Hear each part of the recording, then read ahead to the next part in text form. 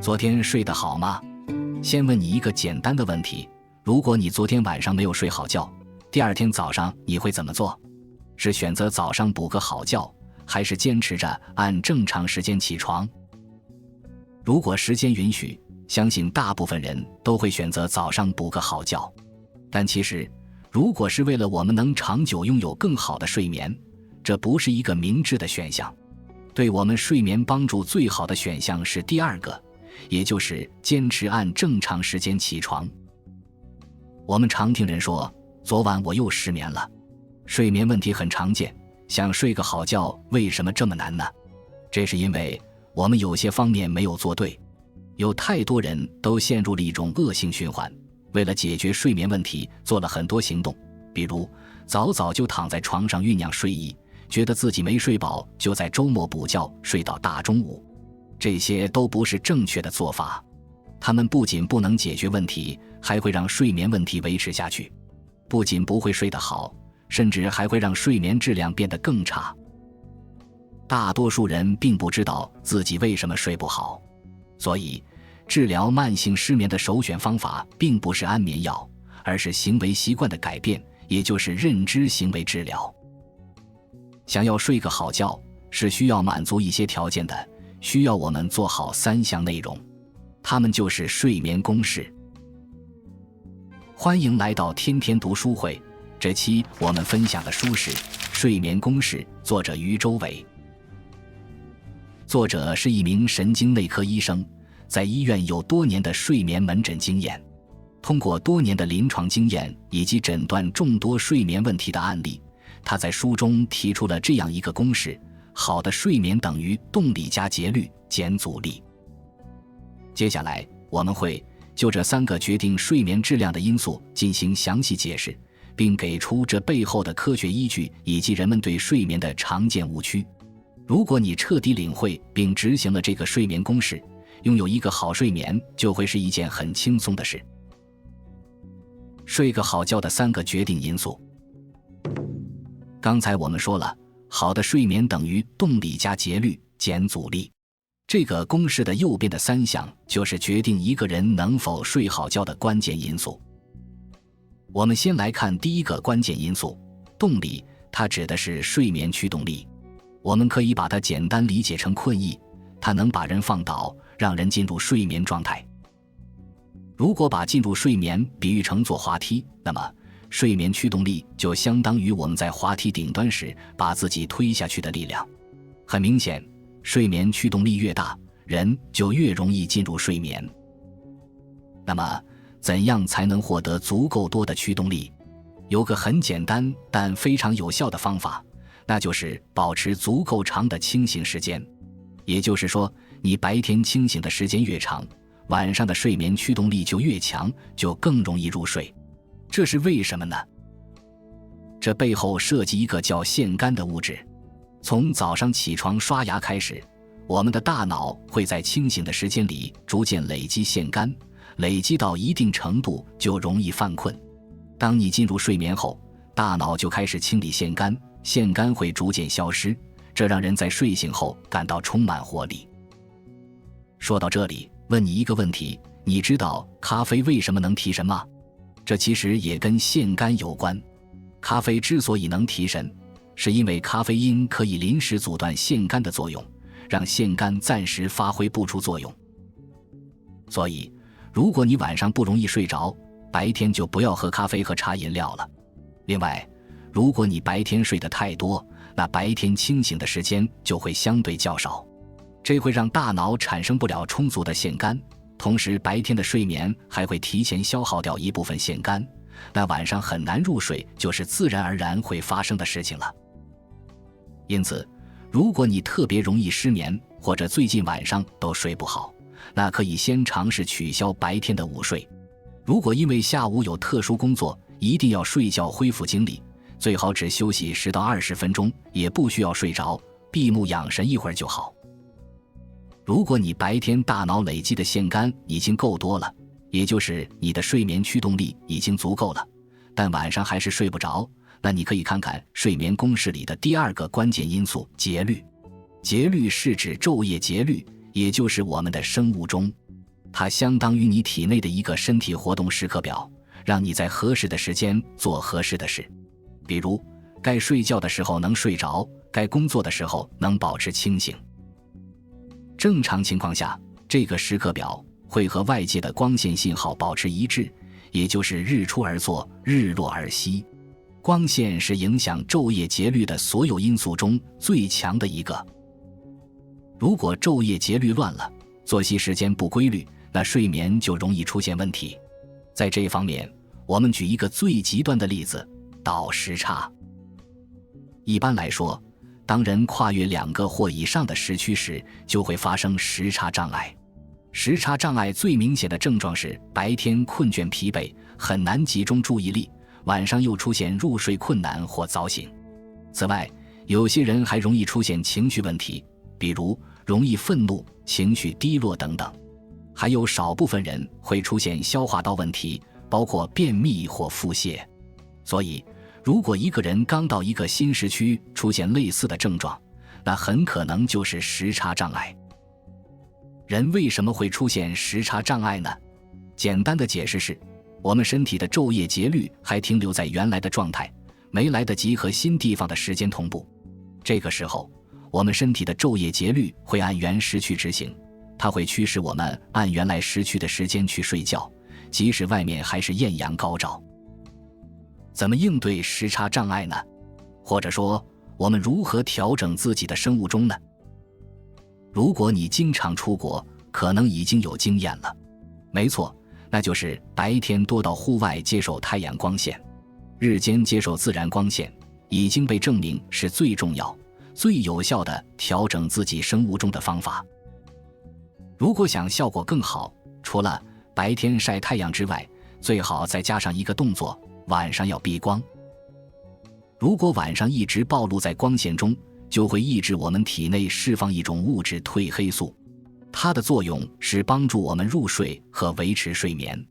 光线会抑制褪黑素释放，这会向后推迟一个人的睡眠节律，也就是让人更倾向于晚睡晚起。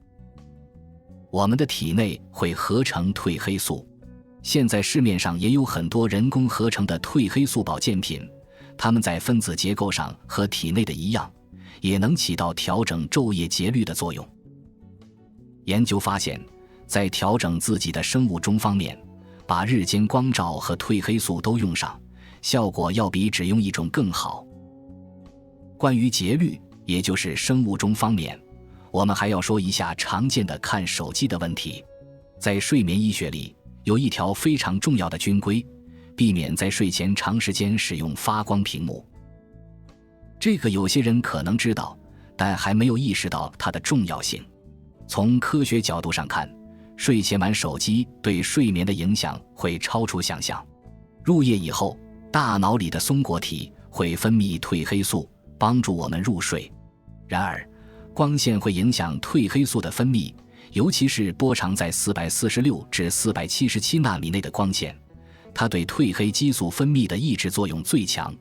而手机、电脑屏幕发出的蓝光波长恰恰在400至495纳米这个范围内，所以会对褪黑素分泌有很强的抑制作用。还有研究发现，睡前阅读有发光装置的电子书会让人降低睡前的困倦感，要花更长时间才能入睡，第二天也会更加的困倦。所以，基于现有的科学证据，建议大家在睡前2到3小时尽量远离手机和电脑，避免暴露在蓝光下。如果因为工作不得不使用电子产品，也至少要在睡前半小时远离屏幕。对绝大多数人来说，有了睡眠驱动力，再加上正常工作的昼夜节律，就已经可以睡个好觉了。要是还睡不好，就可以再想想睡眠公式里的第3个因素——阻力。如果把睡眠驱动力，也就是线杆，比作我们在滑梯顶端推自己滑下去的力量，那么睡眠阻力就相当于滑梯上面的各种障碍物。这个类比还有另外一层含义，很多时候，当我们解决了睡觉本身的驱动力和节律之后，我们只需要找到并解决睡眠阻力就可以。为了方便记忆，我们把常见的睡眠阻力归纳成了6个字，分别是静、行、身、心、药、睡。静是指不好的睡眠环境，包括声音、光线、温度和湿度等。行是指错误的睡眠行为，有些行为你以前以为是对的，其实刚好相反。比如担心睡不够就过早的上床，睡不着就在床上刷手机等等。身是指身体变化，包括生理变化和疾病，任何疾病带来的不适都会影响睡眠。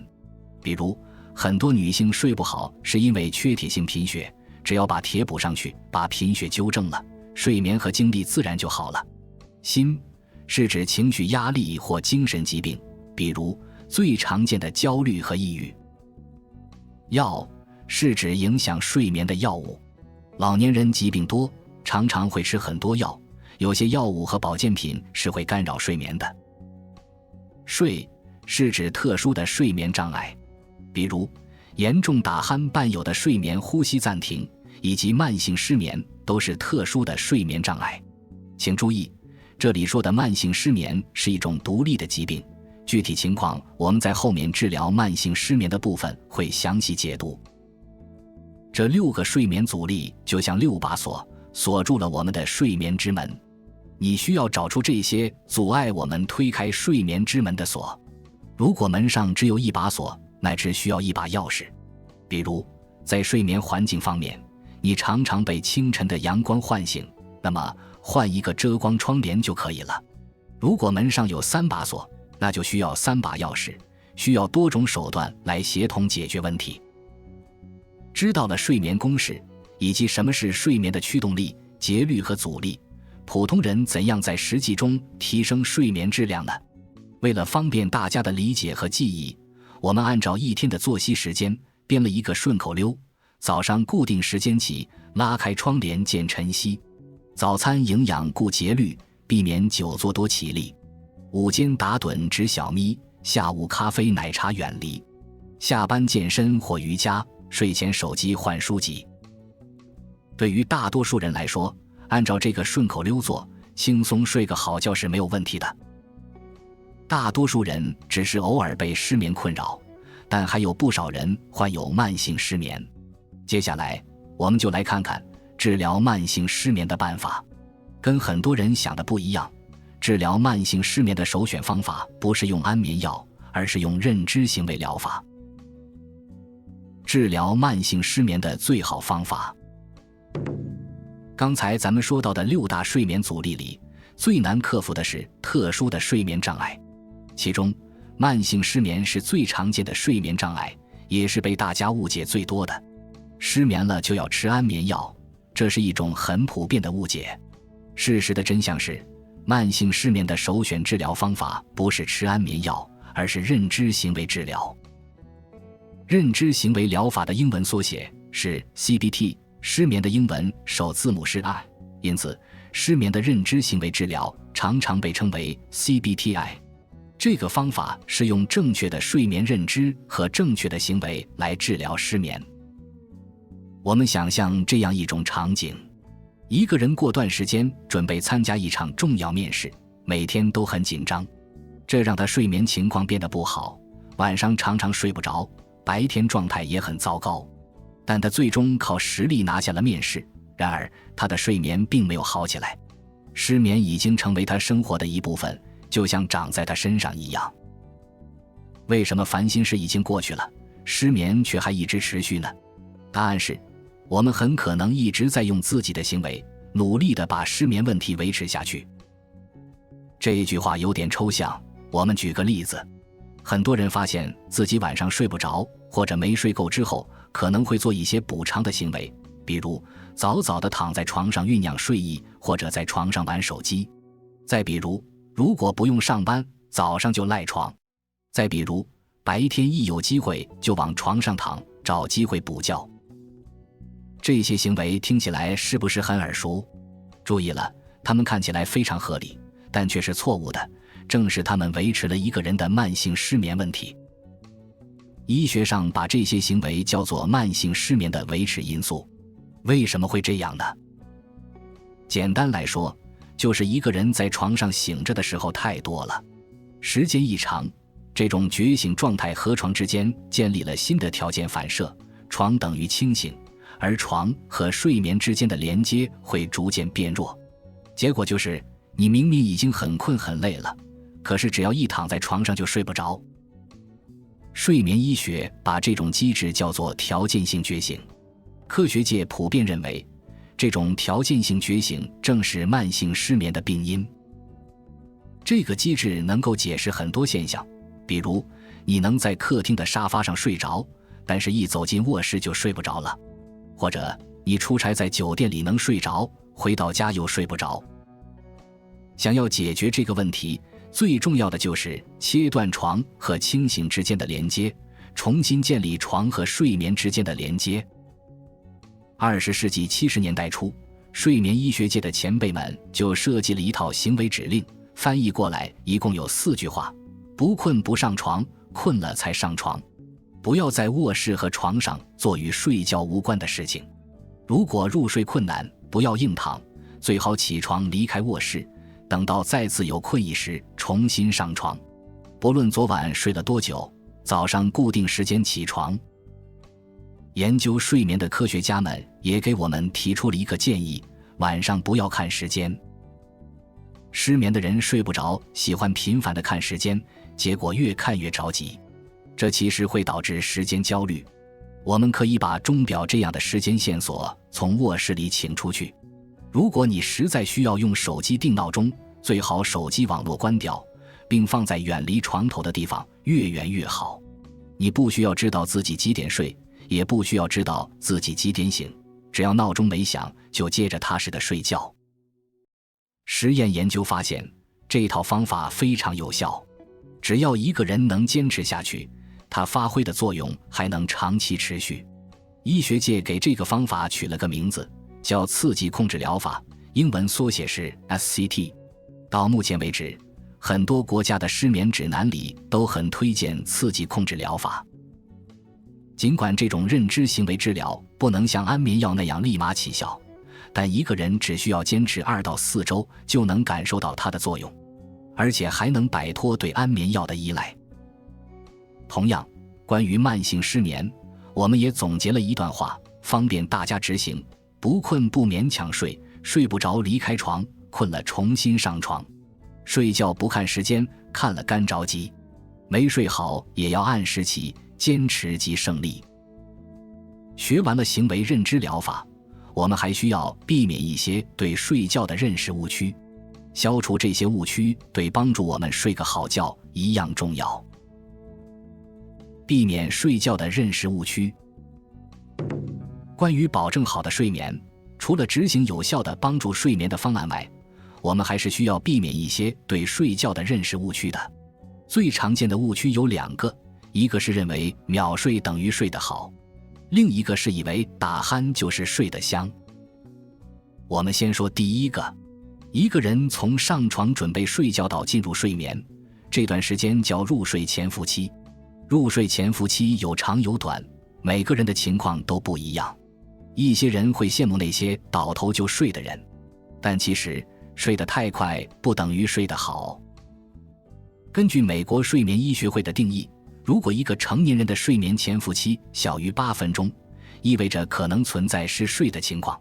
睡眠医学里有一种疾病叫发作性睡病，患有这种病的人会在各种场合犯困，而且都是秒睡，平均睡眠潜伏期小于3分钟。导致这个的原因分2种。先说第一个原因，在现实中，如果一个成年人总能快速入睡，往往暗示着他平时欠了太多睡眠债。一个人平时总睡不够，熬夜加早起，就会处于欠睡的状态。欠得多了，身体会催人还债。只要有机会睡，身体就会让他以更快的速度睡着。这种欠睡情况比较容易辨别，我们大家稍微看一下自己的情况就明白了。还有一种情况，明明自己睡的时间很长，困了就睡，能自然醒，但白天还是频繁犯困，而且说睡就睡。这就意味着你晚上可能睡了一个假觉，虽然看起来睡得很香，其实睡得很辛苦。睡眠时间充足，但睡眠质量很糟糕，其中最常见的原因就是严重的打鼾。这就要说到第二个误区了，打鼾不等于睡得香。我们知道，震动产生声音，鼾声也不例外。人睡着以后，咽喉部的肌肉相对会更松弛，气道比清醒时更狭窄。人呼吸的时候，气流通过狭窄的气道，让这些松弛的组织发生震动，就产生了鼾声。可以这么说，气道越狭窄，鼾声就越响。如果一个人睡觉打鼾，那就意味着他的上气道比较狭窄。如果狭窄到一定程度，呼吸气流严重受限，甚至会发生呼吸暂停和缺氧。这就好比一个人在睡觉，但是有一只手在掐住他的脖子。这种严重打鼾的情况叫阻塞性睡眠呼吸暂停，英文缩写 OSA， 危害非常大，需要尽早去医院规范治疗。如果 OSA 不治疗的话，会带来很多远期并发症，包括高血压、心肌梗死、心律失常、脑中风以及认知功能下降等。以高血压为例，2007年 Chest 杂志统计了一项数据，难治性高血压患者中有 71% 都存在 OSA。 这意味着，如果一个人已经在规范服用降压药，甚至服用了3种药物，可血压的情况还是没有改善，那就要评估下是不是患有 OSA 了。所以别羡慕别人沾枕头就能睡着，也不要追求快速入睡。秒睡从来就不是什么了不起的能力，它更可能意味着存在睡眠问题。换句话说，入睡慢别焦虑，入睡快别嘚瑟。当然，不是说所有入睡快的人都有睡眠问题，毕竟有大约 30% 健康的成年人平均睡眠潜伏期也会小于8分钟。也不是所有打鼾的人都会出现严重的呼吸暂停。那么，我们怎么知道自己快速入睡或者打鼾的情况是不是正常呢？最直观的方法就是看一个人白天的精神状态。如果用数学等式来表示，就是秒睡加白天犯困等于看医生，打鼾加白天状态差等于看医生。如果一个人存在上面2种情况中的一种，那患有 OSA 的可能性就会越大。这种情况建议最好去医院做一个确诊实验，这个实验名叫睡眠多导图检查。医生会通过数据来判断一个人是否有 OSA 以及严重程度。如果一个人只是单纯的打鼾，还没有严重到呼吸暂停的程度，对于这种情况，一般建议先改善生活方式。如果体重超标，就要减肥，尽量侧睡，并用木块或橡胶垫子垫在床角，让床头抬高10厘米左右。同时，睡前不要喝酒，并戒烟。如果一个人打鼾严重到频繁呼吸暂停，那又该怎么办呢？对于中度到重度的 OSA， 目前首选的治疗方法是持续气道正压通气。它的原理就是通过一个简易的呼吸机来让人的上气道维持一定的压力，避免塌陷。美国睡眠医学会推荐，所有被诊断为阻塞性睡眠呼吸暂停的患者都可以优先尝试气道正压治疗。现在已有大量证据表明了，这种呼吸机对不同程度的 OSA 都可以发挥作用，还会带来很多好处，比如降低睡眠期间发生呼吸暂停的频率，减轻白天嗜睡，改善血压等等。现在市面上已经有了很多这样的机器，它们都可以根据情况自动给人一个最适合气压，把气道撑开。这种机器也比较小巧，可以放在旅行箱里，出差时都可以带上。习惯改善，睡眠就会改善。到这里，睡眠公式的精华内容就为你解读完了。我们最后做一个复习和总结。首先，睡不好，先别着急吃安眠药，把睡眠公式对照一遍，找到解开自己问题的钥匙。这个睡眠公式就是动力加节律减阻力等于好睡眠。第二，慢性失眠首选的方法不是安眠药，而是认知行为治疗。我们可以记住这4句话：不困不勉强睡，睡不着离开床，困了重新上床。睡觉不看时间，看了干着急。没睡好也要按时早起，坚持即胜利。第3，入睡慢，不用慌，睡得快也未必好。如果一个人打鼾，这是在提示他气道狭窄。严重的狭窄会出现阻塞性睡眠呼吸暂停，需要尽早看医生。希望你早日拥有好睡眠。感谢观看天天读书会，这期的分享就到这里了。如果你觉得这期的内容有收获，别忘了分享给自己的家人或朋友。我们下期见。